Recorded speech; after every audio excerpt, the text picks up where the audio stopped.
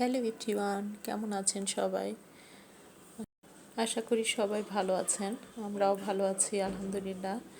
দেখেন আজকে কেমন একটা গ্লুমি দিন, কোনো রোদ নাই। কেমন আমি এই এরকম দিন হলে কেমন জানি লাগে, একদম কেমন মনে হয়। তো যাই হোক, আমি এরপরে বাজারে গেলাম। আজকে একটু খুব জরুরি কিছু কাজ ছিল, এই জন্য বাজারে গিয়েছিলাম।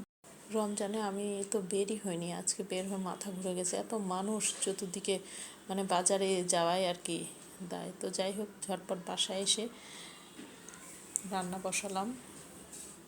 আজকে একদমই সিম্পল রান্না করব, কিন্তু খুবই মুখরোচক খাবার এটা। তো প্রথমে কড়াই নিয়ে পেঁয়াজ দিলাম, মরিচ দিলাম, এরপরে একটু মরিচের গুঁড়া দিলাম, তারপরে একটু ধনিয়ার গুঁড়া, হলুদ আর একটু জিরার গুঁড়া দিয়ে অল্প একটু লবণ দিচ্ছি। এটাকে খুব ভালো মতো চটকে মেখে নেব।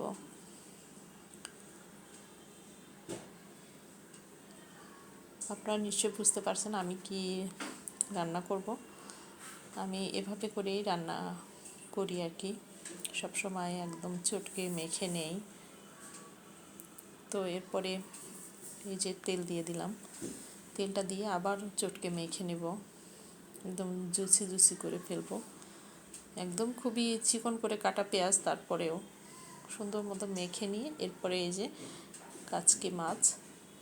কাচকি মাছগুলা আজকে একটু চচ্চড়ি করব। প্রতিদিনই ঝোল তরকারি খাই, তো আসলে এরকম হঠাৎ করে মনে হচ্ছে একটু কাচকি মাছ করলে। আমার হাজব্যান্ডও বলছিল কাচকি মাছের কথা, তো তারপরে আজকে ভাবলাম একটু কাচকি মাছই করি, কারণ খুবই মজা লাগে এইভাবে করলে, দুর্দান্ত স্বাদ হয়।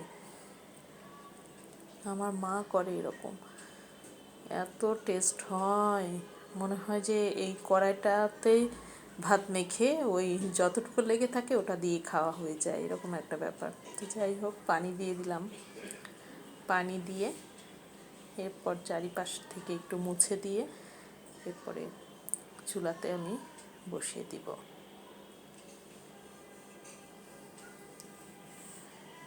তো বলক উঠে আসছে, এই পর্যায়ে কাঁচামরিচ অ্যাড করে দিলাম। কাঁচামরিচ অ্যাড করে আমি আস্তে আস্তে দিয়েছি, কারণ আমার হাজব্যান্ড আবার এই যে রমজানে ঝাল খুবই কম খায়, একদম ওনার পেটে সহ্য হয় না, ঝাল খেতেই পায় না রমজানে, বলে অ্যাসিডিটি হয়, ঝামেলা হয়, কেমন লাগে, এই জন্য খুবই কম ঝাল দিয়েই আর কি। তো আস্ত ঝাল দিয়েছি, ঝাল বলতেই হয় নাই, কিন্তু খুব টেস্ট হয়েছে। তো এরপরে আমি বাটিতে তুলে নিলাম, যেহেতু একটাই তরকারি করছি তাই আলাদা করে আর টেবিলে সার্ভ করলাম না। তো এরপরে সন্ধ্যার সময় ইফতারের আয়োজন ছিল, এখানে আজকে তরমুজ নিয়ে আসছে, যথারীতি 2টা আলুর চপ আর কিছু পেঁয়াজও ভেজে নিলাম। আর এখানে ফল কেটেছি, ফল বলতে আমি খাই আপেল, আমার হাজব্যান্ড এক টুকরা খায়, পুরাটাই আমি খাই, আর শশাও আমি খাই।